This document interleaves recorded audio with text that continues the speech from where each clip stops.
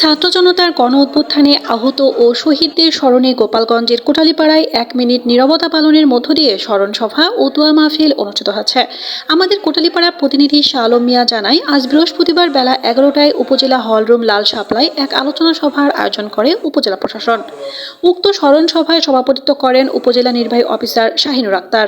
এ সময় বক্তব্য রাখেন শহীদ রথিন বিশ্বাসের স্বজন মাধবী বাড়ই, আহত রাজু তালুকদার, হামিম বিশ্বাস, কোটালীপাড়া থানার ওসি আবুল কালাম আজাদ, সমাজসেবা কর্মকর্তা রাকিবুল হাসান শুভ, মাওলানা ইলিয়াস হোসেন, সাংবাদিক মিজানুর রহমান বুলু, রনি আহমেদ সহ অনেকেই বক্তব্য রাখেন।